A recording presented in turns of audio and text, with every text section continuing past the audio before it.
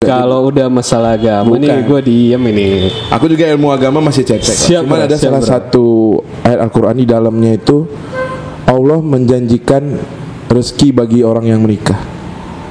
Kenapa kita takut? Kalau kata Sujiwo Tejo aja, besok kita takut gak makan apa aja, udah salah satu dosa besar. Gak usah kita mensekutukan Tuhan. Besok takut gak makan aja.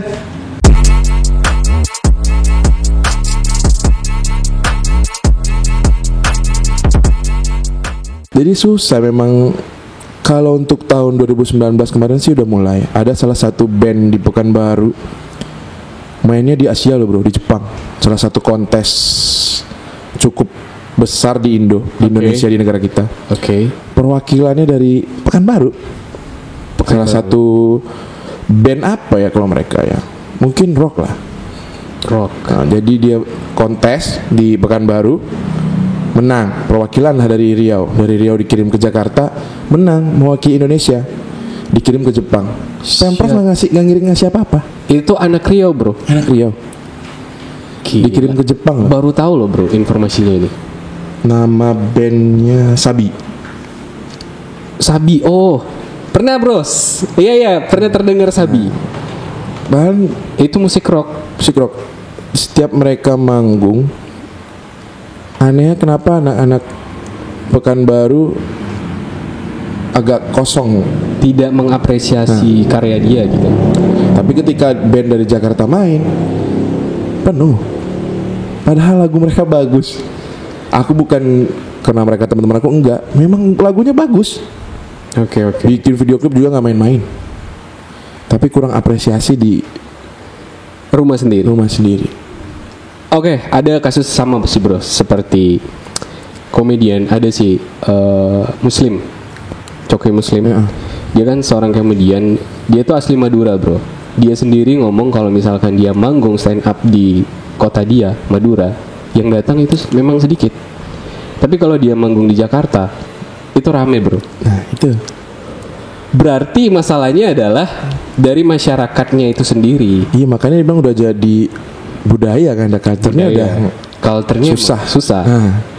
Gak bisa ngeliat sumber daya manusia atau pemudanya lah. Dulu ada program dari pemerintah tuh, pokoknya tentang sumber daya manusia. Aku lupa nama programnya. Aku support kali, karena memang harus dibenerin sumber daya manusianya. Oh gitu. Sumber daya alam kita kurang apa lagi coba?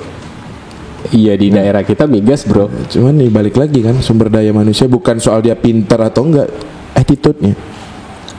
Kalau dulu aku ngebangun komunitas DJ itu anak-anak yang suka dugem awalnya. Ketemu, aku ajak, mereka ada passion di sana, mereka latihan, sampai sekarang udah main di mana-mana. Aku bilang sama mereka tuh, skill is number one, but attitude is everything. Di mana-mana gitu bro. Di tempat kerja juga gitu. Coba kita nggak pakai attitude, pasti nggak dihargai orang kan. Mau kayak apapun skill kita. Tapi ada bro di dunia yang attitude nomor 2. Dunia goib. Enggak, serius YouTube. Ya beda. Loh, itu kan sebuah industri juga bro. Lo ngomong anjing di dalam, lo ngomong ngentit. Beda, kalau dia ngomong kasar belum tentu attitude jelek. Ya, itu kan menunjukkan sifat dia bro. Orang-orang pada banyak nonton gitu. Tergantung orang-orang mau niru apa enggak. Iya itu sih balik lagi ke penonton sih. Iya. Kalau kita ngomongin attitude, bisa ada DJ baru terkenal, habis itu dia sombong, atau sama teman-teman yang undang, aku butuh ini, agak-agak sombong, pasti besok nggak diundang-undang lagi tuh. Oh gitu ya. Tapi Reza Arab sombong bro. Sombong kan depan kamera, emang aslinya nggak tahu sih. Punya YouTube aja disumbangin buat anak-anak kanker. Iya sih, itu di sisi baik. Ya setiap orang punya sisi baik lah. Cuman yang ditunjukin ke penonton kan sisi yang toksik gitu. Ya itu yang dia jual. Nah, ya itu makanya berarti YouTube itu nggak harus attitude baik supaya dapat viewers banyak. Tapi itu kan nggak termasuk attitude juga sih. Kalau aku ya. Oh gitu ya. Oke deh bro, kita minum dulu bro. Boleh. Ini udah dibawain Thai tea bro. Aduh, thank you banget lo bro. Siap. Enak jujur. Ini kayak rasa Thai tea di mall-mall. Asik. Kenapa nggak buka di mall bro? Di mana sih? Cuannya gede bro. Cuanya gede. Oh sewa tempat ya. Modalnya besar. Nggak ada pengen pindah ke sana bro? Kayaknya belum sih. Ada IG juga nih Ri. Oh ada IG-nya. Ada. Oh iya boleh dipromoin ini nih kameramu di sini nih. Follow IG-nya PG Thai Tea. PG Thai Tea ada di sini ya bilang. Oke, ada di sini. Ya biar kayak YouTuber yang lain gitu. Oke. Ari kan udah bisa dibilang YouTuber profesional juga. Dengan gear yang seperti ini, kita kan nggak ngomongin view kita atau subscriber ya. Sebagai kita pelaku YouTuber kan, gitu udah sangat profesional. Iya, kalau aku pribadi sih biar orang yang menilai sih. Kalau kamu menilai aku gimana bro? Kalau untuk prepare udah cukup profesional. Cukup profesional. Tapi ada yang kurang sih, kurang AC bro, panas. Gak apa-apa. Gak apa. Itu kita tinggal di kota minyak, kebal kita udah panas. Udah terbiasa panas sih. Nah. Oke, keluarga gimana bro? Sehat bro? Alhamdulillah. Oh iya. By the way, ini ya udah punya anak ya, udah married ya. Udah bapak-bapak. Kalah gue belum married nih. Itu yang mau gue omongin sih sama lo sebenarnya nih. Gue mau curhat sih. Lo nikah umur berapa bro? 24 kalau nggak salah. Iya 24. Gila. Kenapa lo bisa berani di umur segitu untuk menikah gitu? Yang pertama baca Quran dan maknanya nih. Itu lagu Opik, itu lagu Opik. Gue udah serius bro. Waktu itu istri juga udah 2 tahun wisuda kan. Udah kerja juga. Jadi emang udah, kebetulan istri lebih tua setahun. Terus ada yang mau ngelamar dia nih. Siap. Itu dia kerja di Jakarta kan. Di Bekasi. Aku susulin lah ke Bekasi. Ngobrol berdua. Tapi gak ada bahas nikah. Cuman ngebahas ya emang udah mau dilamar gini. Posisi aku juga kuliah belum kelar kan. Cuman waktu itu udah ada beberapa kerjaan lah. Namanya orang tua mau nikahin anaknya pasti kalau kerjaannya yang tetap. Iya betul sih bro. Kalau enggak pegawai pemerintahan, pegawai BUMN atau pegawai apa gitu kan, yang tetap lah gitu kan sebagai orang tua. Calon-calon mertua sih memang memandang calon menantu harus punya kerja seperti itu sih. Rata-rata ya. Iya bro, benar. Jadi cukup susah juga pada saat itu kan. Aku juga sebenarnya kalau untuk dari penghasilan untuk makan dong cukup. Oke. Belum minum ya. Cukup. Lucu Fadil ya. Terus aku tanyain sama dia mau nggak. Aku bilang dia tahu lah gimana kerjaan aku dan lain-lain kan. Terus dia bilang tanya orang tua dulu ya, nggak wajar lah dia anak perempuan kan. Oke, siap. Aku balik dari sana. Terus sebulan setelah itu dia balik juga. Si cowok yang mau mau nikung mau ke Pekanbaru juga. Oh berarti barengan kalian? Iya mau ke Pekanbaru setelah. Oh gila. Calon istri aku pada saat itu balik kan. Si calonnya mau ke Pekanbaru juga. Dia cerita ke aku kan sini mau ke Pekanbaru nih. Aku nggak apa-apa. Terserah gitu. Nggak mungkin aku nahan-nahan. Janganlah nggak mungkin kan. Iya. Kalau dia lebih baik ya aku mau gimana kan. Paham nggak lebih baik juga sih sebenarnya. Ini gue bilang ya nggak apa-apa terserah itu pilihan calon istri aku itu kan. Malah aku juga cukup ya stres lah, kita manusiawi lah kan, galau lah bahasanya kan. Okay. Galau lah.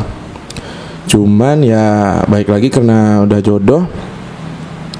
Ya milih aku, dia ngeyakinin orang tuanya, cukup rintangannya cukup sulit lah. Ya? Baik lagi aku harus kerja tetap sementara aku orangnya gimana ya?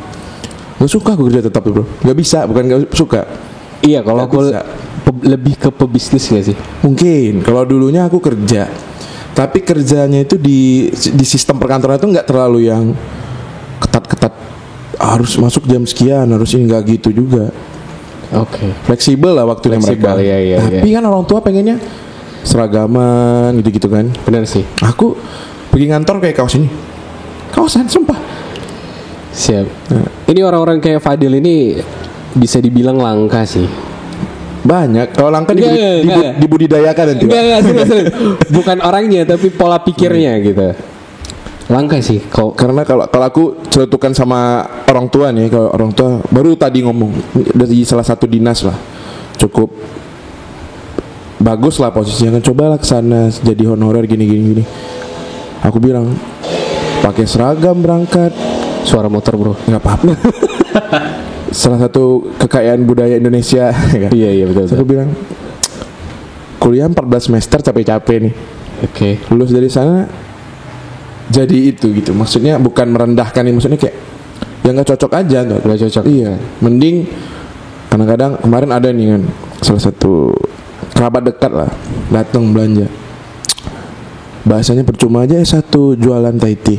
Ya masalahnya apa? Gue pikir kan. Maksudnya tuh ya hidup aku mau jualan Thai tea, mau jualan apa? Nanti nggak kerja, nggak ngapa-ngapain, berpikirlah jualan kek ini kek, paham nggak? Itulah netizen emang kayak gitu. Kalau aku jadi lo bro, gini, jualan Thai tea, aku bosnya. Sebenarnya mau ngomong gitu tapi kan gak enak kan karena doi lebih tua. Tapi aku pikir ya Loh. bos senyum aja lah gitu. Thai tea ini perusahaan aku loh, aku bosnya gitu. Maunya jawabnya kayak gitu bro. Kalau seumuran mungkin aku mau. Oh ini orang tua ya? Agak lebih tua lah. Agak lebih tua. Oke. Cuman ya sudah lah, karena baik lagi di lingkungan keluarga yang dekat pun ada yang nggak support. Sebenarnya aku jualan lebih kayak sayang nih udah S1 gitu kan. Cuman balik lagi ya aku happy-nya gini. Yang jelas kebutuhan anak dan istri alhamdulillah terpenuhi. Ya. Kalau istri aku dulu kerjanya lumayan, salary dia di sana juga lumayan. Oke. Padahal kalau dia terima yang di sana itu atasan dia. Kadang cinta selucu itu sih. Kalau dia pilih, mungkin hidup dia nggak kayak sekarang. Kalau bahasa kasar ya, Iya. nggak bakal tinggal sama orang penjual Thai tea kan.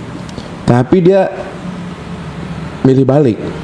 Karena saat itu aku udah bilang aku udah nggak bisa lagi nih, harus ngejar lagi, ini lagi nggak bisa lagi kan waktu itu udah masuk fase-fase 24, 25 gitu kan. Bilang Oke.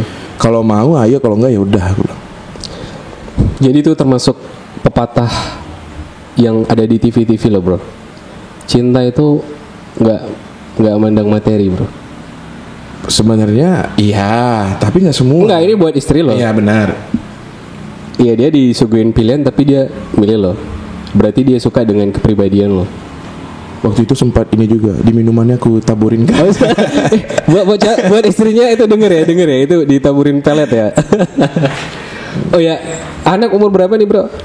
6 bulan. 6 bulan ya, cewek cowok? Cewek. Oke, sehat-sehat terus buat anaknya bro ya. Amin, thank you. Kalau Bro Ari ada rencana nggak? Itu dia bro, ini yang mau aku curhatkan bro. Nggak dulu sih. Beberapa bulan yang lalu, aku tuh pengen ngebet banget untuk nikah. Tapi makin kesini di posisi titik ini sekarang, aku takut bro. Takut? Bukan takut sih, lebih ke was-was aja. Bisa nggak sih aku hidupin anak orang gitu? Masih banyak yang harus aku siapkan gitu. Aku tipe orang yang perfeksionis gitu. Contoh, di aku lajang seperti ini, ya aku makan nggak mikir untuk besok gitu. Maksudnya ada lah gitu. Terus kendaraan aku tinggal make gitu. Tempat tinggal juga ada gitu. Tidur pun ya bisa dikatakan lah sih. Aku tuh nggak mau nanti setelah menikah fase aku tuh menurun gitu. Minimal standar stabil. Enggak di bawah level yang tadi. Iya betul, di bawah level pada saat aku lajang gitu. Duh, sorry. Iya nggak apa-apa bro. Sebenarnya itu ketakutan banyak orang sih. Kebanyakan orang itu yang aku alami sekarang bro. Kalau lo punya nasihat yang bagus untuk aku, silakan bro. Ini mumpung di podcast. Ini bukan, aku nggak bisa bilang ini nasihat juga nih. Kita saling sharing lah, saling belajar. Karena lo udah nikah kan, lo udah tahu rasanya gimana gitu. Enak. Iya kalau itu enak sih, itu memang enak. Udah pernah nih? Enggak. Enggak sih bro, cuma coli. Jadi kalau kita kan sama-sama Muslim nih. Oke, Muslim. Waktu itu aku sempat ragu juga. Kalau udah masalah agama nih, gue diem ini. Aku juga ilmu agama masih cek-cek. Cuman ada salah satu ayat Al-Quran di dalamnya itu Allah menjanjikan rezeki bagi orang yang menikah. Kenapa kita takut? Kalau kata Sujiwo Tejo aja, besok kita takut nggak makan apa aja, udah salah satu dosa besar. Nggak usah kita mensekutukan Tuhan. Besok takut nggak makan aja.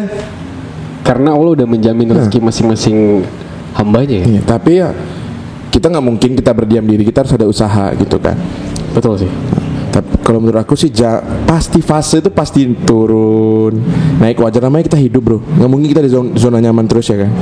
Nah, yang gua parno itu bro, yang aku pengen jaga itu jangan sampai ada, ya sebisa mungkin jangan sampai ada penurunan. Kalau misalkan penurunan kita bisa backup semaksimal mungkin lah gitu. Sebenarnya itu plan yang bagus, pemikiran yang visioner lah, bagus. Oke. Terima Tapi kasih balik Fadil. lagi, apa mau gitu-gitu aja? Apa mau sama Life Boy terus nih? Enggak. Enggak juga. Aku biasa pakai Dettol sih bro. Dingin ya? Nggak dingin, pedih bro. Mentol pedih ya. Gimana ya? Kalau takut-takut gitu, kapan mau jadi laki-lakinya?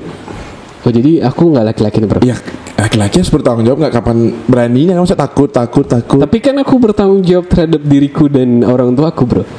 Wajib Wajib itu. yang akan kita kerjakan sunnah. Iya. Ya menikah sunnah kan. Gini, kalau kita anggaplah istri pun juga harus paham. Maksudnya nggak mungkin, ada juga yang baru nikah langsung kaya, ada yang Ada sih. baru nikah orang kaya tiba-tiba miskin, ada banyak.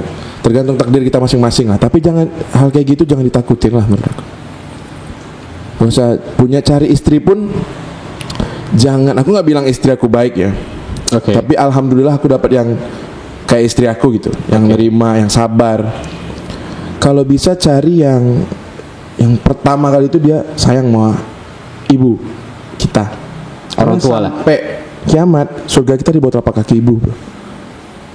Jadi nantinya ibu kita pas amit-amit lah, nantinya sakit dia mau ngerawat, dia harus dekat sama keluarga kita. Itu yang pertama, percayalah, aku udah nikah nih, itu yang pertama, harus sayang sama ibu kita. Oh gila. Ini nasihat dari temen Fadil ini. Kalau yang kedua apa ya?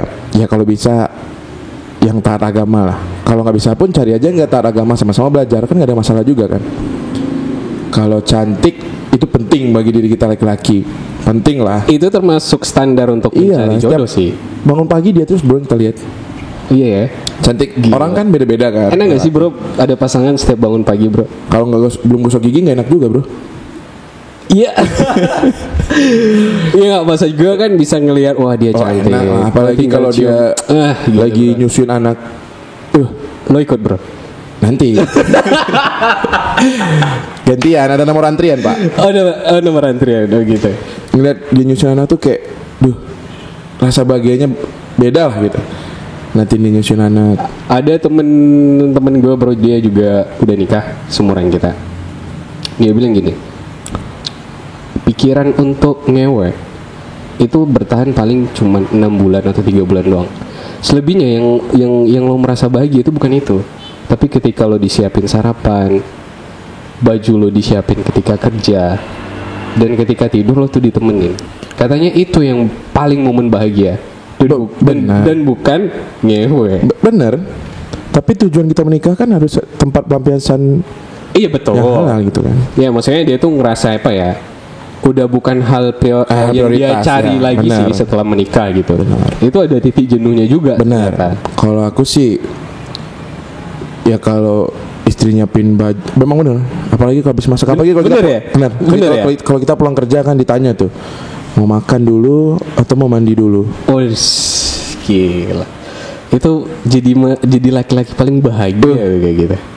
Gak ada obat lah. Gak dapat. Makanya jangan takut lah, banyak loh temen-temen takut menikah tapi pacaran nggak takut, bisa aja kan tiba-tiba ada siapa setan datang gitu kan, tiba-tiba terjadi hal-hal yang diinginkan. Iya kan kita pinter juga bro. Kalau nggak sengaja, jadi gimana? Jadi Dosa juga kan? iya sih. Nikah kita pegang tangannya aja pahala bro, Pahala ya.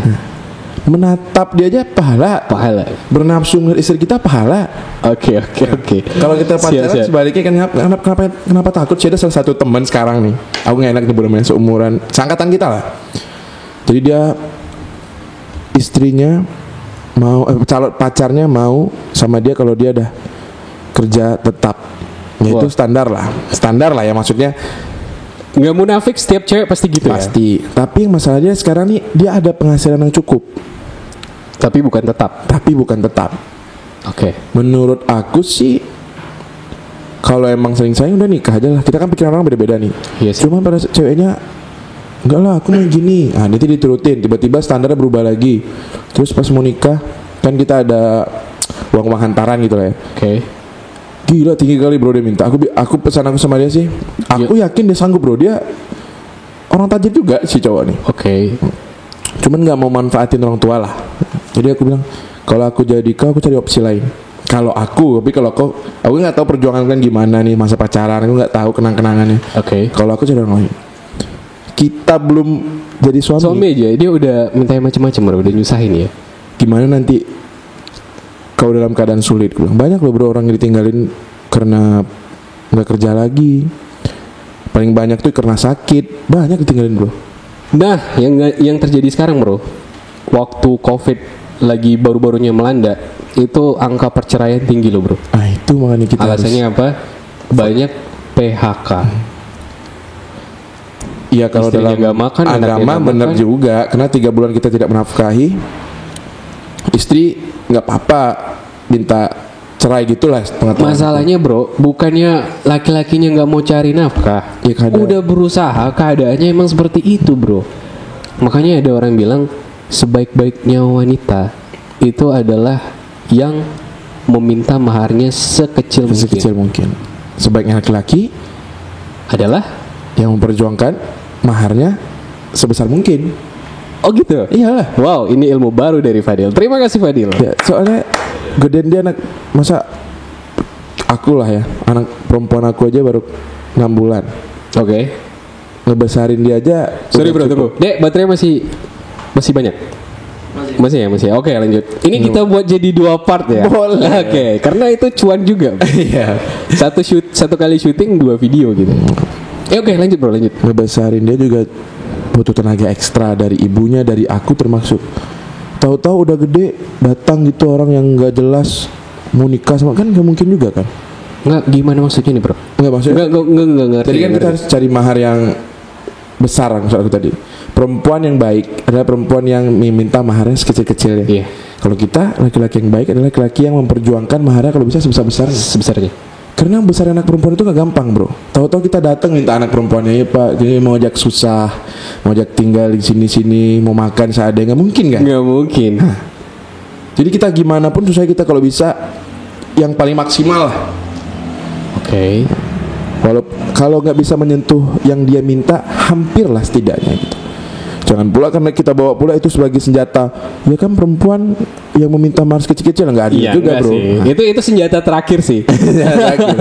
Ya, yang pertama ya kita ngasih sesuai kemampuan kita dulu lah. Benar, kan bisa dirembukkan. Ya, gitu sih. Kalau bisa, kalau dari pengalaman aku pribadi ya, nggak usah pesta besar lah. Oke. Nggak ada gunanya. Lo dulu nikah nggak undang gua bro? Wah jahat lo, sumpah lo, gue kecewa lo. Di sini gue kecewa. Kenapa? Kenapa nggak ngundang aku? Dulu aku ada teman yang nikah nggak ngundang, aku kesel juga. Terus Apa lo sih? lampiasin ke aku? Bukan. Padahal Kenapa? aku udah nge-share di IG. Udah aku bilang ini undangan untuk teman-teman. Gak mungkin kan aku bilang followers IG. Padahal itu undangan juga bro. Sekarang orang invitation mana ada ngantar undangan melalui email. Sebelum COVID. Saat COVID bukan. Sebelum COVID juga aku teman deket, teman main ngundang dari DM. Teman main setiap hari jumpa gimana? Kan itu nggak sopan bro. Di mana nggak sopannya? Iya soalnya kan ya namanya temen deket ya lo harus ketemu dong. Enggak lah, kan ada IG, apa gunanya IG sama WA? Siapa buat apa digunain? Buat nyombong. Jangan. Buat sombong kita beli ini beli itu gitu. Kita punya pacar baru dipamerin di situ. Kalau dulu aku kesel bro, kenapa sih nggak diundang? Nanti kalau lu udah mau nikah, kerasa tuh lupa siapa aja yang mau diundang, padahal udah di list, udah diantar, pasti jalan salah satunya melalui IG. Nggak bisa semua kita undang. Nggak bisa ya. Enggak, masalahnya kita kan rumah kita dekat gitu bro. Baru tahu bro. Loh, jadi selama kita sekolah SMA nggak tahu Nggak rumah tahu. kita deket gitu. Nggak tahu. Oh my god, deal. Aku SMA kemana sih, main di rumah aja, nggak pernah jarang-jarang keluar. Iya sama. Cuman kita kan parah sih lo. Iya sih. Dulu zaman-zaman ngeband dulu Ari pernah besok mau pensi, malamnya Ari bilang aku nggak jadi main lah weh, aku takut. Kenapa kau takut? Ya tadi aja drumnya aku nggak bisa. Kapan? Aku masih ingat tanya Kapan? sama Oh, Oh dulu pernah kayak gitu? Serius lah Ri, gue bilang pensinya besok loh Ri, gue bilang. Iya karena gini, aku tuh udah latihan full loh untuk drum ketukannya gimana, cuman nggak bisa. Daripada sok-sok bisa di pentas kita nggak bisa, mending jujur aja sebelum manggung kan. Ya, tapi kami nggak mungkin ngeluarin bukan karena besok pensinya, karena ada drummer yang mau bareng kita juga waktu itu. Tapi aku milih Ari aja lah, aku bilang. Ini aku inget sekali. Fadil ini adalah orang yang mempertahankan aku di 21 Guns dulu waktu ngeband gitu. Ya balik lagi, satu, kenapa lu pertahanin gue gitu? Satu, kau on time. Oke. Yang dua, komitmen, orang latihan. Kalau yang satu lagi enggak. Oke lah, skill dia bagus, tapi nyombongnya minta ampun. Nyombong dan tidak menghargai waktu. Aku nggak usah latihan lah. Besok langsung mainnya sama kalian. Oke. Ngeri kali. Makanya gue bilang enggak lah, aku hari aja lah. Gue bilang aku hari aja, karena jujur pada saat itu kan, waktu itu kan yang ngelatih kita Bang Tapai. Iya betul. Dia juga bagus sih main band. Udahlah, bawa si A aja kata dia kan. Bang Tapai kan yang ngelatih Ari kan. Iya. Gak usah lagi Bang, bilang Ari aja, aku yakin Ari bisa, gue bilang. Karena aku bilang Bang Keri, pasti bisa Ri, bisa gue bilang. Terus gue bilang aku takut salah nanti pas lagi main, gue bilang kan. Ya kalau udah salah mau gimana lagi, kita udah latihan, gue bilang. Gak ada masalah tuh, gue bilang. Ya karena itu balik lagi, karena attitude-nya bagus. Oh thank you bro. Aku juga pernah denger, sempat terucap sih sama yang ngelatih band kita. Udahlah nggak usah pakai dia. Iya. Aduh, perasaan gue itu hancur banget bro. Aduh, gue nggak dipakai. Ya karena gue nggak berskill nih. Gue sadar aku tuh nggak berskill gitu dalam drummer. Kalau nggak berskill bisa dilatih bro. Kalau nggak ada attitude mau diapain? Ya betul sih. Catat guys.